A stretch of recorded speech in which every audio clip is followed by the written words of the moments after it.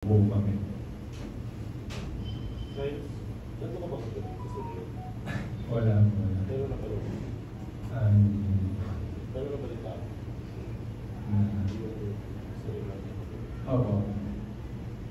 Alam mo yung mga Lakers players, Bridges. Yes. Meron bang idol sa 50 na yun na medyo na-influence siya mag-laro mo ngayon?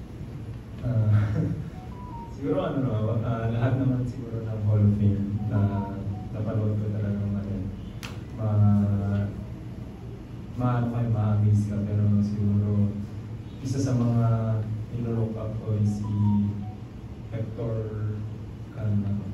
Kasi isa rin siya sa parang family natin, kasi Calma rin kami. Relation ba kayo? Pero malayo. Alam mo yun, coach? Alam mo yun, coach, na kung medyo first time mo yun? Yung alam kalma, Cyrus Torres.